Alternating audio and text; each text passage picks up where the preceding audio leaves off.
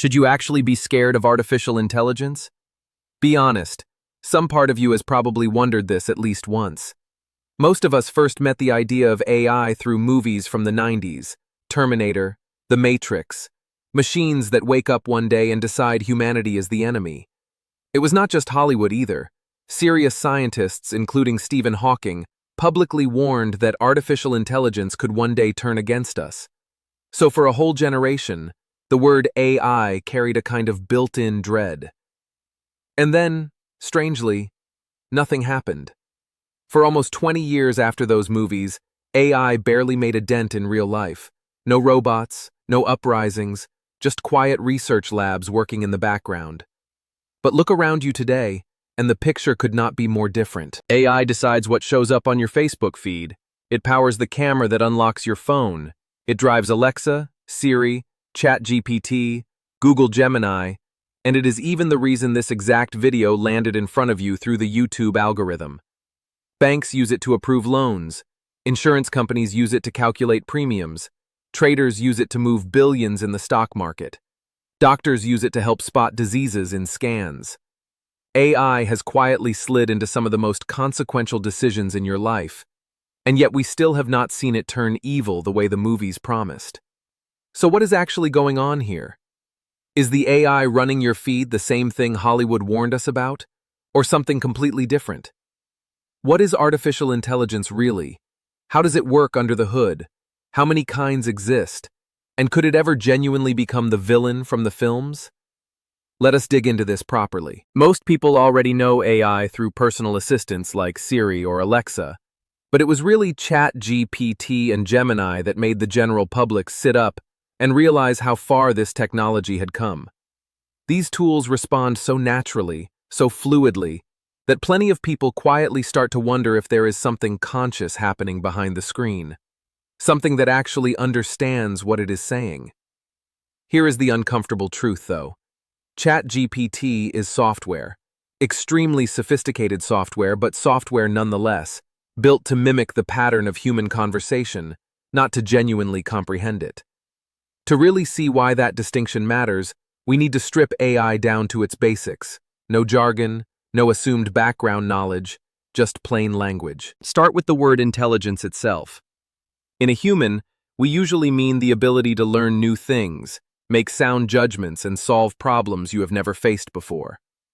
When a machine starts showing flickers of that same ability, we slap the label artificial intelligence on it. That is the bare bones definition, but it is not the whole story. Computers have been crunching numbers faster than any human for decades now. That alone was never enough to call something intelligent. Ask an ordinary calculator to multiply two enormous numbers, and it will spit out the answer instantly, millions of times faster than you ever could. But every single one of those calculations is running off instructions a programmer typed in ahead of time. Feed that same calculator something even slightly outside its instructions, and it breaks. That is the real dividing line. The moment a machine starts handling something nobody explicitly coded for it, something it figured out by studying data and spotting patterns on its own, that is the moment it earns the label artificial intelligence. Let me walk you through a simple example to make this concrete. Say you want to build a program that can look at a photo and tell you whether it contains a cat. You feed it a stack of labeled photos, some with cats, some without, dozens of breeds, different poses, different lighting. The program studies these examples and starts building an internal sense of what separates a cat photo from a non-cat photo. Now show it a brand new photo, one it has genuinely never seen before, a cat it was never trained on specifically. If it correctly says, yes, that is a cat, it has done something a plain calculator never could. It generalized from past examples to a completely new situation. That is artificial intelligence in its simplest form. Real-world AI today is obviously far more advanced than this, but this bare-bones version captures the essential idea. So how does a program like this actually pull that off internally? Engineers start by defining a handful of traits that typically distinguish a cat. Things like pointed ears, whiskers, a particular body shape, fur texture. Each of these traits gets assigned a weight, essentially a score representing how much it should count toward the final decision. Maybe pointed ears count for 25%, whiskers for 25%, body shape for 30%, fur texture for 20%, adding up to a full 100. Show the program a photo of a typical house cat, and it checks every box, 100% match, confidently labeled a cat. Now show it a photo of a hairless Sphinx cat, no visible fur texture, strange ear shape compared to what it learned. The program might only tick 40% of its checklist and wrongly conclude this is not a cat at all. When a human corrects that mistake, the program does not just memorize this one exception, it goes back and quietly readjusts its internal weightings, maybe lowering the importance of fur texture and raising the importance of other features, learning along the way that a perfect 100% match was never actually necessary to begin with. Repeat this correction process across thousands upon thousands of images, and the program's internal weightings get sharper and sharper with every mistake it makes. Eventually, it reaches a point where it can correctly identify cats it has genuinely never encountered before. That process of exposing a program to data, letting it guess, correcting its mistakes, and watching it adjust is exactly what people mean when they say an AI has been trained. Now, real systems today are dramatically more complex than this cat example, layered with countless parameters stacked across many processing stages. But the simplified version exists here to make three crucial points land clearly. First, the AI in this example never actually understands what a cat is in any meaningful sense. It is only ever manipulating a collection of numbers tied to features like ear shape and fur pattern. Whatever is happening when you see a cat and instantly recognize it, that is categorically different from what the machine is doing. Second, training any of this demands an enormous volume of data, thousands upon thousands of labeled examples, and every mistake along the way needs a human to step in and correct it. Otherwise, no learning takes place at all. Third, even after all that training, the resulting AI can only answer the one narrow question it was built for. Is this a cat or not? Want it to identify the specific breed instead? That needs an entirely separate training process. Want it to distinguish cats from dogs from birds? Also a completely different program, built and trained from scratch. Every specialized capability requires its own dedicated training run.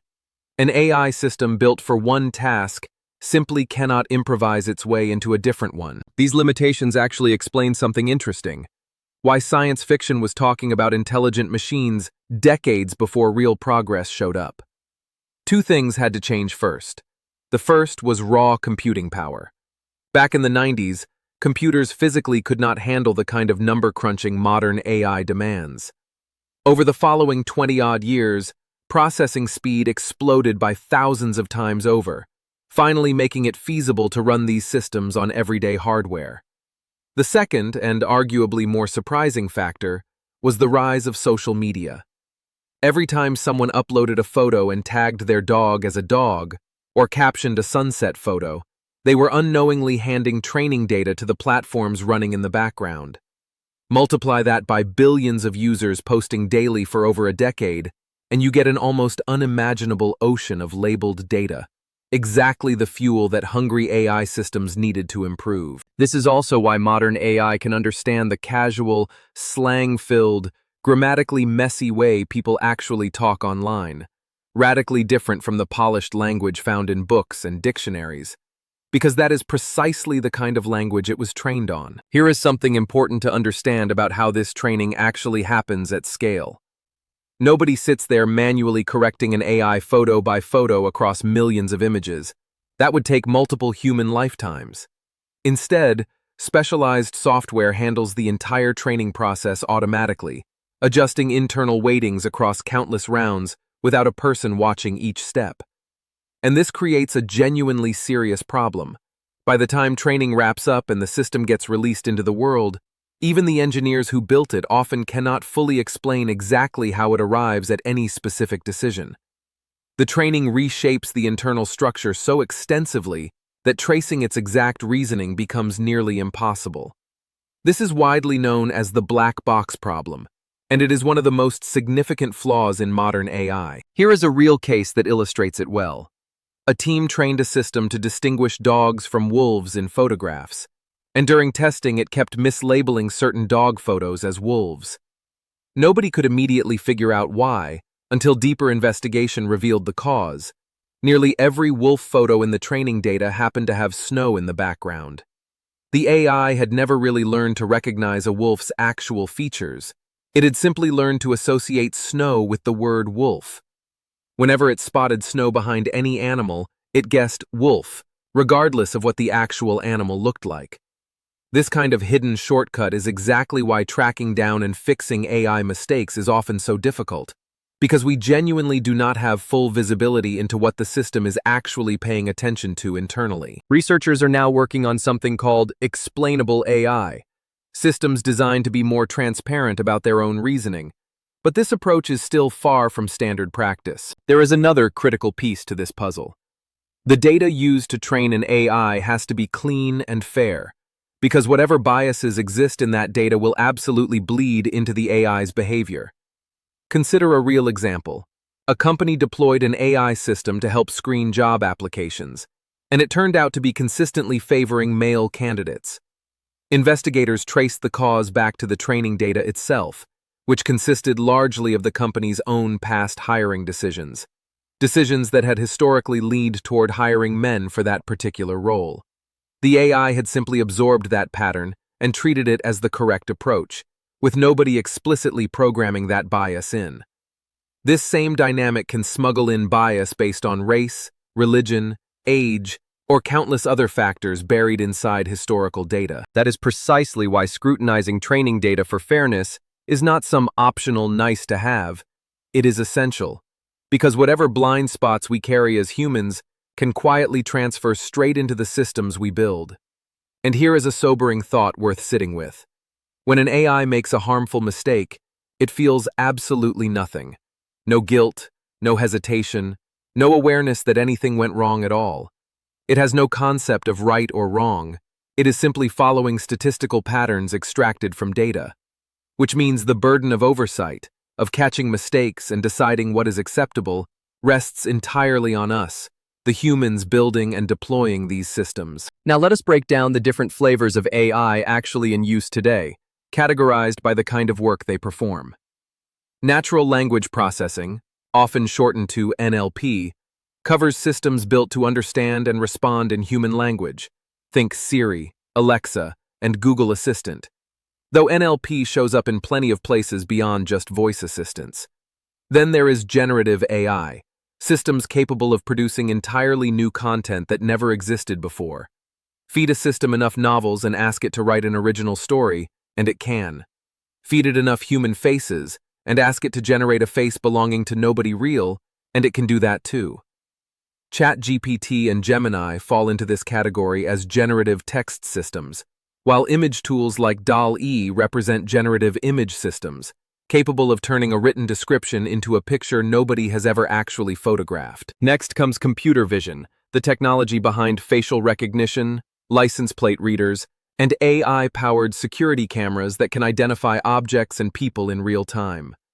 Beyond these three major categories sit more specialized branches: robotic AI that helps machines physically navigate their surroundings, speech recognition systems that convert spoken words into text, planning and scheduling systems used heavily in logistics and project management. Sometimes multiple AI systems work together to pull off something genuinely unsettling: deepfake videos. You have probably seen one, a celebrity's face swapped onto someone else's body, or a public figure appearing to say words they never actually spoke. Here is how it works. One AI system specializes purely in swapping faces convincingly, while a second system's entire job is hunting for flaws in the output, anything that looks slightly off. The first makes corrections based on what the second flags, then the second checks the improved version again, and this repeats across countless rounds, one system trying to fool the other, until the result becomes so polished that spotting the fake becomes nearly impossible. These tools keep getting sharper every year, which is exactly why deepfakes represent a serious risk for fraud and manipulation going forward. So far, we have sorted AI by what task it performs, but there is a completely different way to categorize it based on how capable it actually is. And this is where the whole villain from the movies question really comes into play. Every AI system we have discussed so far is what experts call narrow AI, or weak AI, built to excel at exactly one specific task and nothing beyond it. Essentially, every AI system operating in the real world today falls into this bucket. Humans, by contrast, possess general intelligence, the ability to learn wildly different skills, adapt on the fly, and solve problems we have never encountered before. A machine that achieved that same breadth of capability would be called artificial general intelligence, sometimes referred to as strong AI. Here is the key thing to understand. Artificial general intelligence does not exist yet anywhere on Earth. It remains a purely theoretical goal. Optimistic researchers guess it might be achievable within roughly 20 years. More cautious voices suggest 50 years or considerably longer. And frankly, nobody actually knows for certain. Beyond even that lies a further hypothetical tier called artificial superintelligence, a system that would outperform human intelligence in essentially every domain simultaneously. This remains entirely speculative territory, though some researchers speculate it could theoretically emerge before this century ends. The genuinely alarming part of this idea is what happens if such a system became capable of designing improved versions of itself, which then design even better versions in turn, triggering a runaway feedback loop researchers call the technological singularity. This is the scenario that fuels most of the AI villain plots in movies, and it is not purely science fiction paranoia either.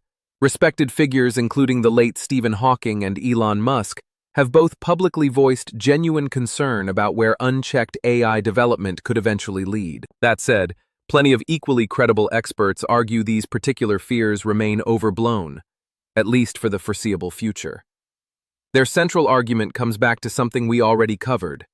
Today's AI systems possess no consciousness and no self-awareness whatsoever. When a system correctly identifies a cat in a photo, it has no inner experience of that recognition. It is purely crunching numbers against learned patterns. We still do not even fully understand how human consciousness itself arises, so building a genuinely self-aware machine sits far beyond anything current technology can achieve. And without self-awareness, there is no coherent basis for an AI to spontaneously develop ambitions of domination or control. Those are fundamentally human drives rooted in things like ego and survival instinct, not properties that emerge automatically from raw intelligence. Even a system that becomes dramatically smarter than any human would not necessarily want anything at all. Wanting requires something closer to consciousness than pure computation. The far more realistic danger is not the AI acting on its own. It is the humans behind the controls who might misuse it. AI is simply an extraordinarily powerful tool, and like any powerful tool, its impact depends entirely on the intentions of whoever wields it.